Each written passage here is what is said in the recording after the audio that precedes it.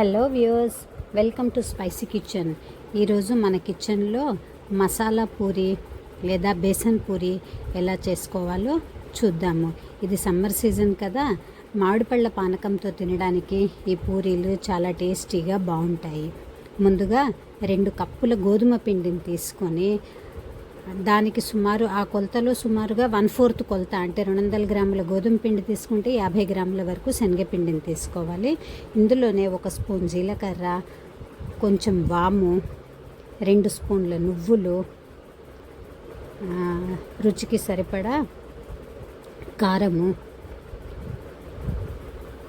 1 tea spoon వరకు ఉప్పు, కసూరి మెథి 2 స్పూన్ల వరకు కసూరి మెథిని బాగా క్రష్ చేసుకొని అది కూడా వేసుకోవాలి. ఈ మిశ్రమాన్ని అంతటినీ కూడా చేత్తో బాగా కలుపుకొని కొద్దిగా నీళ్లు పోస్తూ దీన్ని చపాతీ పిండి ముద్దలాగా తడుపుకోవాలి. పిండి కాస్త గట్టిగానే తడుపుకోవాలి, ఎందుకంటే పిండి మెత్తగా ఉంటే పూరీలు చెక్కల్లాగా వచ్చేస్తాయి, మనకు బాగా పొంగి మంచిగా రావు, గట్టిగా వచ్చేస్తాయి పూరీలు. కాబట్టి పిండి చపాతీ పిండిలాగా కాస్త గట్టిగానే తడుపుకోవాలి.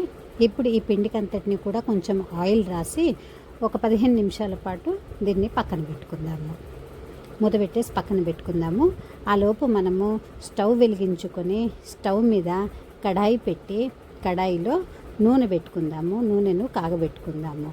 ఈ డీప్ ఫ్రై చేయడానికి నూనె బాగా కాగాలి. నూనె బాగా వేడెక్కిన తర్వాత డీప్ ఫ్రై చేస్తేనే పూరీలు పొంగుతూ మంచిగా వస్తాయి, లేకపోతే పూరీలు గట్టిగా వచ్చేస్తాయి అన్నమాట.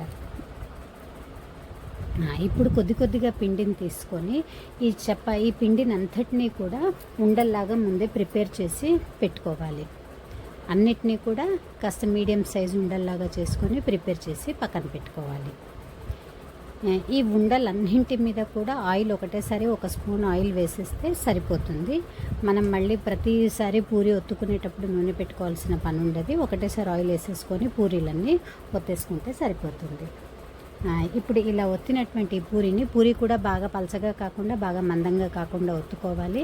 ఈ పూరిని మనం ఇప్పుడు వేడి నూనెలో వేసుకోవాలి. నూనె బాగా వేడెక్కి తినే పూరి పొంగుతుంది, లేకపోతే పూరి చెక్కల్లాగా వచ్చేస్తాయి గట్టిగా. ఈ వేడెక్కినటువంటి నూనెలో పూరిని వేసి ఇలా పూరిని స్పూన్తో నెమ్మదిగా ఒత్తుకుంటూ కాల్చుకోవాలి. అయితే పూరి బాగా పొంగుతుంది. చూడండి, పూరి బాగా పొంగుతుంది కదా. ఇలా పొంగినటువంటి పూరిని మళ్ళీ మనం వెనక్కి తిప్పుకొని 2 సైడ్స్ కూడా బాగా కాల్చుకొని ఒక ప్లేట్లోకి తీసుకోవాలి. ఇలాగే మనము మిగతా పిండితో మిగతా పూరీల్ని కూడా ఒత్తుకొని కాల్చుకోవాలి. ఈ పూరిని మనము ఊరికే కూడా తినేసేయచ్చు, దీనికి కర్రీ లాంటిది ఏం అవసరం ఉండదు. ఈ మామిడిపళ్ళ సీజన్లో పానకంతో తిన్నా కానీ బాగుంటాయి ఇవి. చూడండి పూరి ఎలా పొంగింది, ఎంత బాగా వచ్చిందో గుల్లగా. ఓకే, మీరందరూ కూడా తప్పకుండా ట్రై చేయండి. Thanks for watching. Please subscribe my channel.